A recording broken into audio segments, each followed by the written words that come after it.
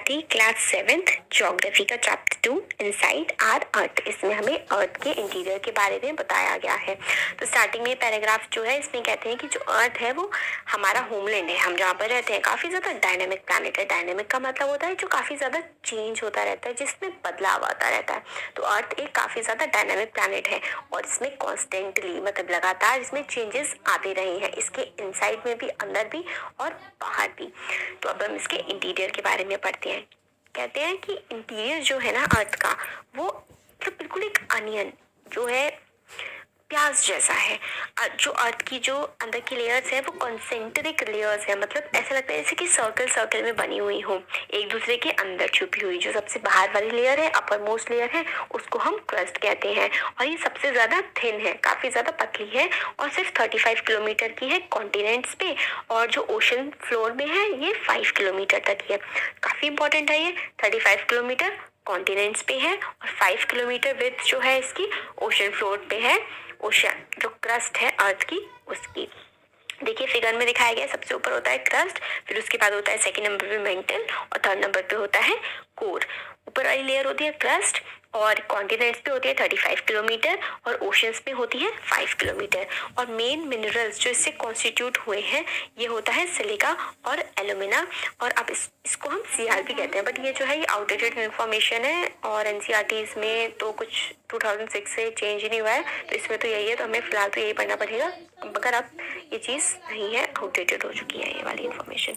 तो इसके अकॉर्डिंग ही पढ़ते हैं फिलहाल। तो इसमें बताया गया है कि जो मेन मिनरल्स हैं अर्थ की क्रस्ट के वो है सिलिका और एल्यूमिना, जिसको हम सियाल कहते हैं। और जो ओशियानिक क्रस्ट है उसके जो मेन मिनरल्स हैं वो है सिलिका और मैग्नीशियम। सिलिका और मैग्नीशियम है और इसको हम सीमा कहते हैं। तो कॉन्टिनेंट्स के लिए सियाल, सिलिका, एल्यूमिनियम, और ओशंस के लिए सीमा, सिलिका और मैग्नीशियम।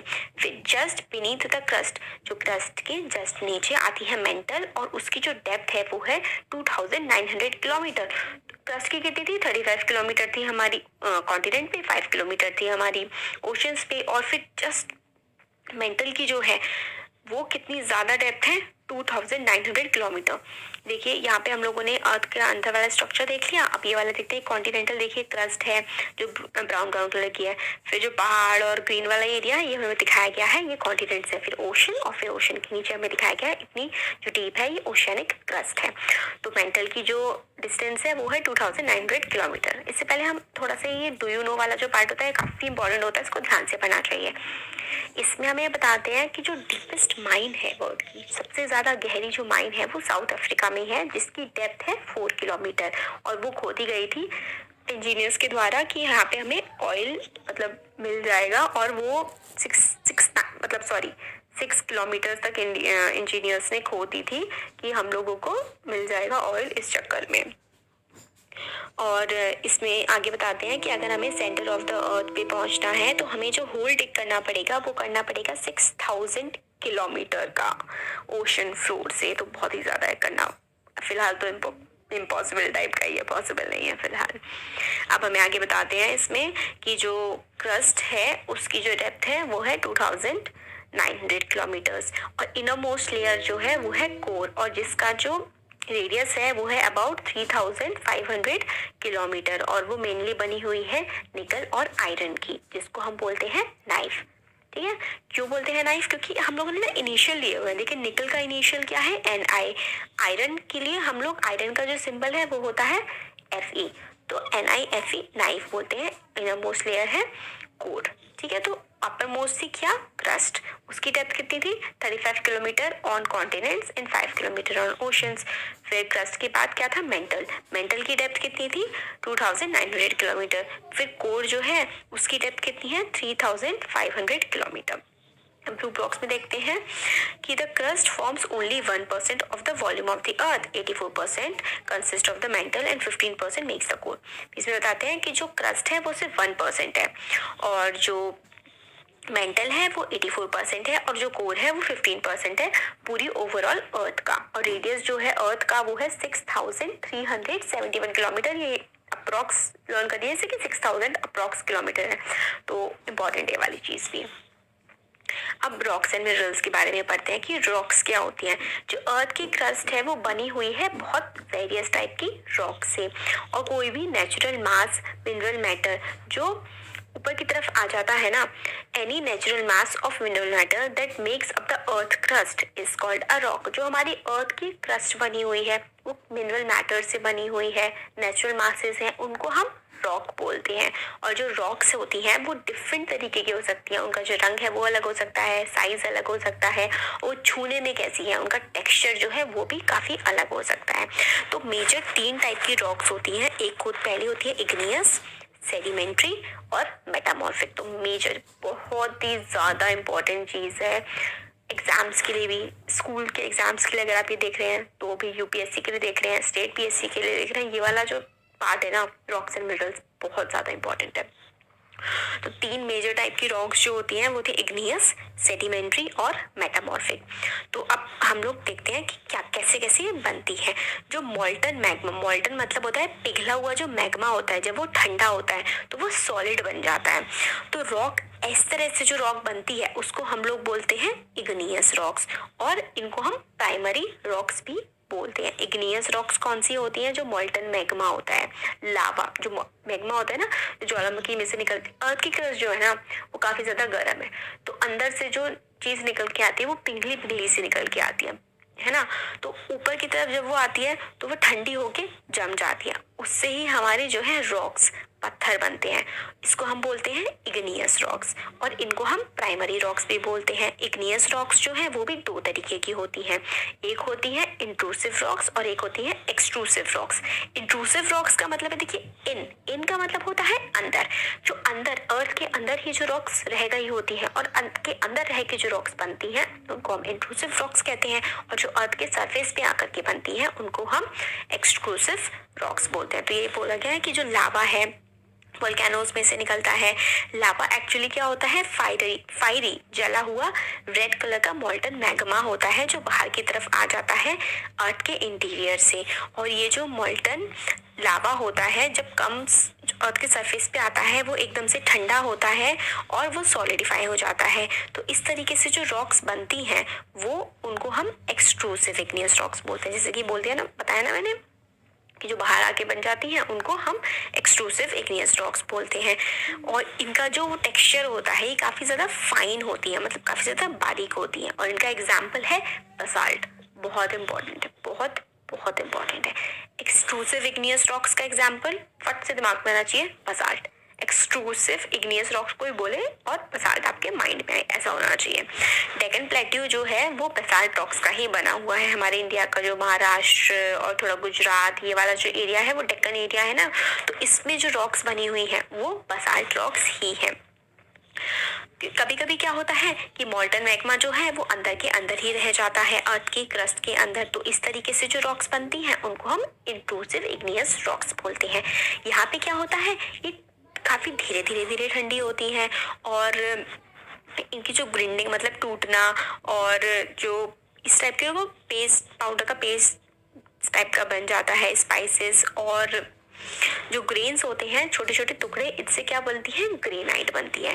तो एक्सट्रूसिव बाहर वाली जो इग्नियस रॉक्स होती हैं वो होता है बसाल्ट, और जो अंदर वाली होती हैं वो क्या होती है? इग्नियस रॉक्स हमारी ग्रेनाइट उनका एग्जाम्पल होता है। ठीक है, कौन कौन सी इग्नियस रॉक्स होती है? इंट्रूसिव और एक्सट्रूसिव।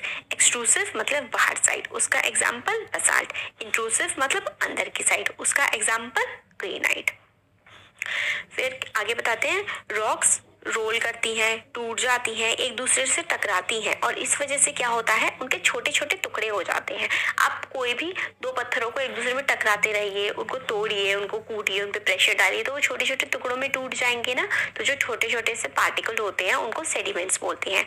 और इस तरीके के जो सेडिमेंट्स होते हैं वो हवा के जरिए, पानी के जरिए, कई जरियों से क्या होता है? सेडिमेंट्स इधर उधर पहुंच जाते हैं, है ना।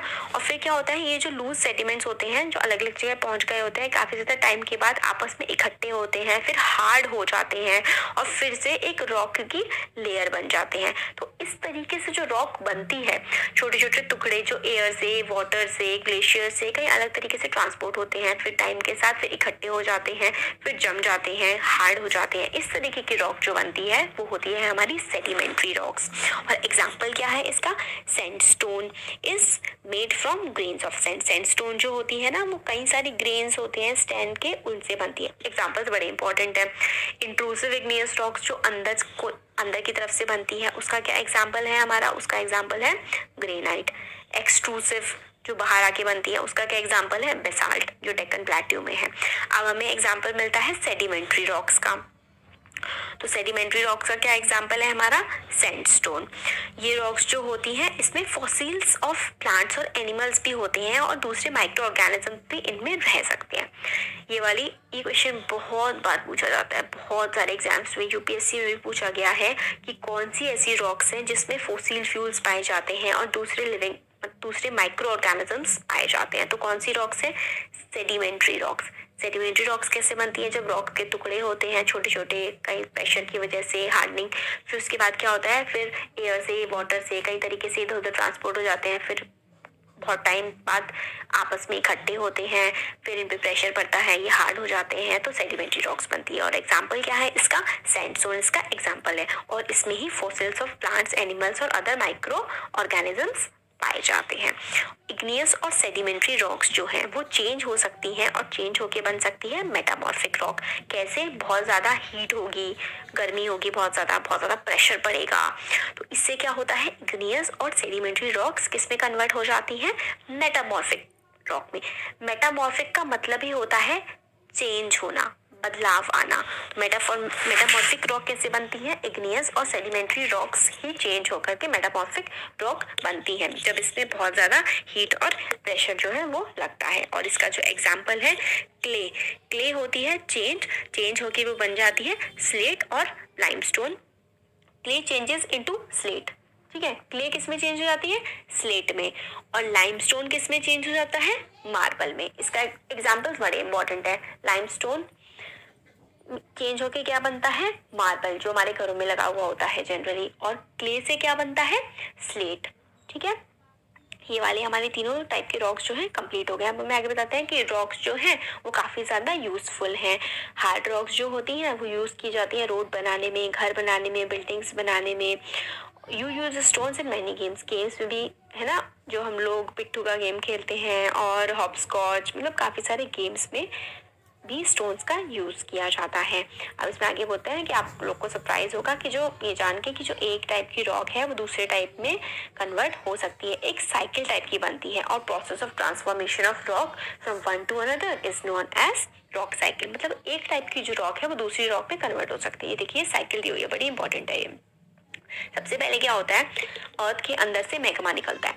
जब वो जो मॉल्टन सी जो चीज़ होती है ना, जो आप मॉल्टन मैग्मा जिसको बोल रहे हैं, जब वो अर्थ के सरफेस पे आ जाता है, क्रस्ट पे आ जाता है ना, तो उसी सेम चीज़ को हम लावा बोलते हैं, ठीक है। तो मैग्मा जो है जब वो अर्थ के सरफेस पे आ जाता है, फिर वो फटाफट जल्दी से कूल हो जाता है, तो कौन सी रॉक्स बनती है हमारी? एक एक्सट्रूसिव इग्नियस रॉक बनती है। अगर ये मैग्मा जो है ये अंदर ही रह जाता है तो इंट्रूसिव इग्नियस रॉक बनती है।